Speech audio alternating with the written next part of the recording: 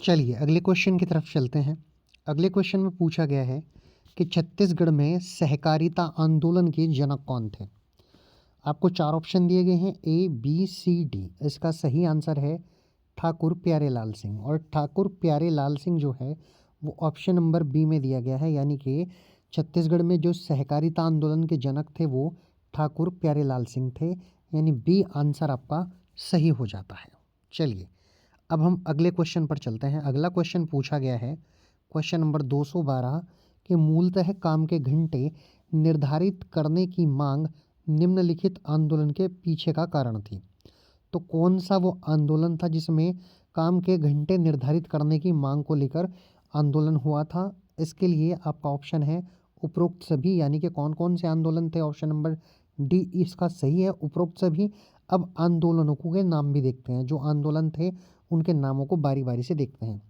इसमें एक था प्रथम श्रमिक आंदोलन, एक था द्वितीय श्रमिक आंदोलन और तीसरा था तृतीय श्रमिक आंदोलन। यानी कि ये तीन आंदोलन थे जिसमें काम के घंटों के निर्धारण की मांग का जो कारण था वो आंदोलन था। इस आंदोलन के जरिए ही जो काम करने के घंटे हैं उनको निर्धारित करने की मांग की गई थी।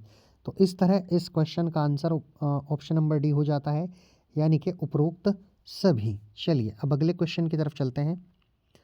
आगे पूछा गया है कि छत्तीसगढ़ के स्वाधीनता आंदोलन के नेताओं में पंडित सुंदरलाल शर्मा, ठाकुर प्यारेलाल सिंह व खूबचंद बघेल में से ठाकुर प्यारेलाल सिंह भारतीय राष्ट्रीय कांग्रेस के सदस्य थे। इन तीन लोगों के बारे में पूछा गया है। पंडित सुंदरलाल शर्मा भारतीय राष्ट्रीय कांग्रेस के सदस्य थे, या फिर खूबचंद बघेल जो थे वो भारतीय राष्ट्रीय कांग्रेस के सदस्य थे। तो इसका सही आंसर वैसे तो ऑप्शन नंबर डी है, यानी कि उपरोक्त सभी। यहाँ आप कह सकते हैं कि पंडित सुंदरलाल शर्मा और ठाकुर प्यारेलाल सिंह व खूबचंद बघेल जो थे वो तीनों कांग्रेस के सदस्य थे। तो आप ये याद रखेंगे क्योंकि ये छत्तीसगढ़ के स्वाधीनता आंदोलन के प्रमुख नेताओं में से प्रमुख नेताओं में इनकी गिनती की जाती थी। इन तीनों लोगों को आप याद रखेंगे। अगले क्वेश्चन की तरफ चलते हैं। एक पत्रिका थी जिसके बारे में पूछा गया है, वो पत्रिका थी छत्तीसगढ़ मित्र। इसके प्रकाशक कौन थे ये पूछा गया है। माधवराव सप्रे, खूबचंद बघेल, आरसी देशमुख या वामन राव देशमुख। तो इसका सही आंसर माधवराव सप्रे हो जाएगा इस क्वेश्चन का, क्योंकि ये जो छत्तीसगढ़ मित्र थी ये option number A Madhavrao Sapre इसके प्रकाशक थे जिन्होंने इस पत्रिका का प्रकाशन किया था। आगे चलते हैं।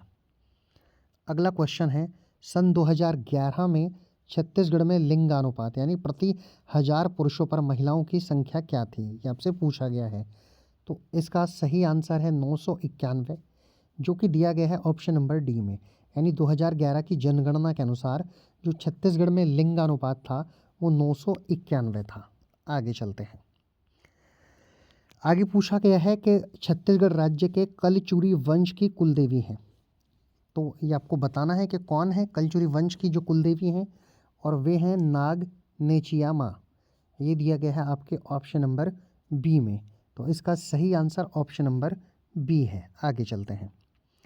आगे पूछा गया है कि छत्तीसगढ़ की फिल्मों का पहला संगीतकार कौन था, ये आपको बताना है।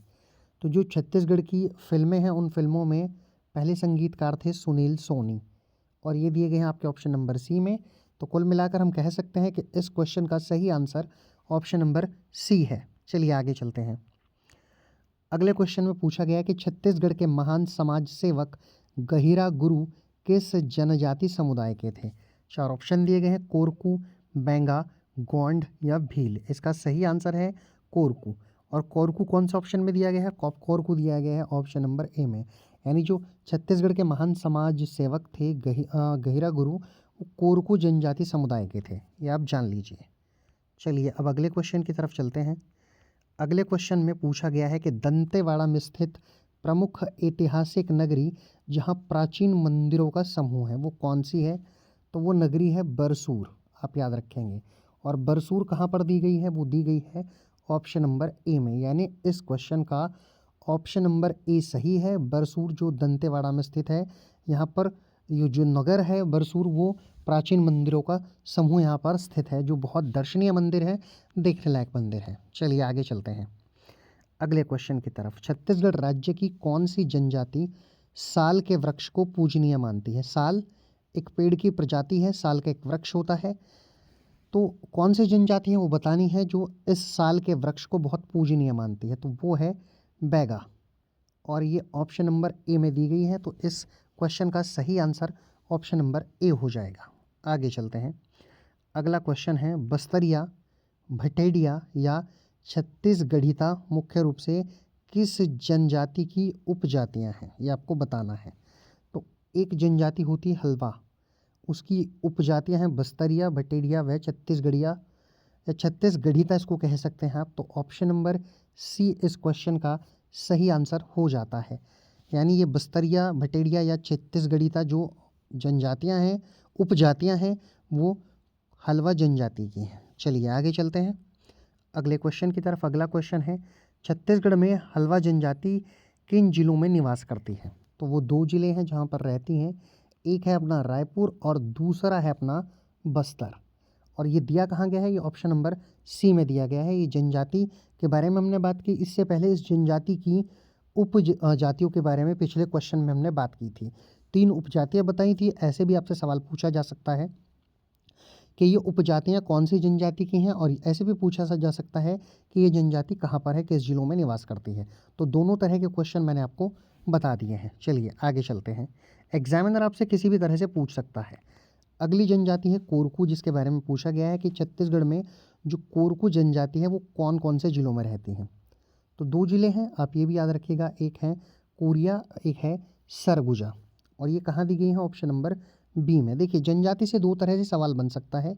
एक आपसे निवास स्थान पूछा जा सकता है, एक आपसे पूछा जा सकता है उपजातियों को, जो जनजातियों में उपजातियाँ होती हैं उनके बारे में भी पूछा जा सकता है। छत्तीसगढ़ राज्य की जो जीएस है उसमें बहुत तरह के सवाल जनजातियों को लेकर बनते हैं। तो इन सवालों को आप बड़े ध्यान से कीजिएगा, क्योंकि ये क्वेश्चन आपके बहुत इंपॉर्टेंट हो जाते हैं आने वाली परीक्षा के लिए। आगे चलते हैं अगला क्वेश्चन, छत्तीसगढ़ में किस जनजाति के प्रमुख देवता भीमसेन है, ये आपको बताना है। जनजातियों के बारे में हम पढ़ रहे हैं, पिछले 3-4 क्वेश्चन हमने जनजातियों से देखे हैं। तो इसमें जनजाति है मारिया, ऑप्शन नंबर सी में, और आप नीचे आंसर देख सकते हैं। तो जो प्रमुख देवता हैं भीमसेन, वो मारिया जनजाति के हैं, ये आप याद रखिएगा। अगले क्वेश्चन पर चलते हैं, किस जनजाति को कोलेरियन व मुंडारी जनजाति कहा जाता है? बढ़िया सवाल है, छत्तीसगढ़ की जनजातियों के बारे में पूछ रहा है और काफ़ी सारे क्वेश्चन हमने जनजाति से किए। तो वो कौन सी जनजाति है? वो है कोल, जिन्हें जनजातियों में कोलेरियन व मुंडारी कहा जाता है। ये कॉल दिया गया है आपके ऑप्शन नंबर डी में। तो इस क्वेश्चन का आंसर जो है वो ऑप्शन नंबर डी हो जाएगा। आगे चलते हैं अगला क्वेश्चन है, किस जनजाति को कोलेरियन व मुंडारी कहा जाता है? ये क्वेश्चन रिपीटेड है क्योंकि इससे पहला क्वेश्चन भी सेम ऐसा ही है। कभी कभी टाइपिंग मिस्टेक से ये हो जाता है, आप माइंड मत कीजिएगा। अगले क्वेश्चन पर चलते हैं, निम्नलिखित में से किसी हिंदी फिल्म का कौन सा गीत, माफ़ कीजिएगा, निम्नलिखित में से हिंदी फिल्म का कौन सा गीत छत्तीसगढ़ के एक लोकगीत पर आधारित है? ए ऑप्शन में है कजरारे कजरारे, बी ऑप्शन है ताल मिले नदी के जल में, तीसरा है ससुराल गेंदा फूल, और चौथा है चलत मुसाफिर मोहे लोयो रे। तो ससुराल गेंदा फूल जो है वो एक छत्तीसगढ़ का जो लोकगीत है उस पर आधारित गाना है। ये आधुनिक गाना है, ज़्यादा पुराना गाना नहीं है, ससुराल गेंदा फूल। तो इसका आप याद रखेंगे आंसर। आगे चलते हैं, निम्नलिखित में से कौन सा संत छत्तीसगढ़ राज्य का है, आपको ये बताना है। तो ये उपरोक्त सभी इसका सही आंसर है, यानी 3 संत दिए गए हैं, तीनों छत्तीसगढ़ राज्य के हैं। एक तो परशुराम रामनामी, दूसरे हैं महर्षि महेश योगी, और तीसरे हैं वल्लभाचार्य। अगले क्वेश्चन पर चलते हैं, आगे है, छत्तीसगढ़ के सरगुजा जिले के किस आदिवासी समुदाय के अधिकांश लोगों ने ईसाई धर्म स्वीकार कर लिया है?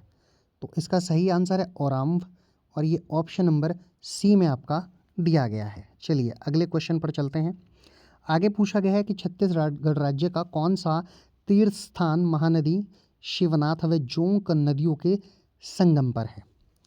तो ये है शिवरी नारायण। इस क्वेश्चन का ऑप्शन नंबर बी दिया गया है। इस क्वेश्चन का ऑप्शन नंबर बी सही है। छत्तीसगढ़ का शिवरी नारायण जो है तीर्थ स्थान है वो महानदी शिवनाथ व जोंक नदियों के संगम पर है, तीनों नदियों के संगम पर है।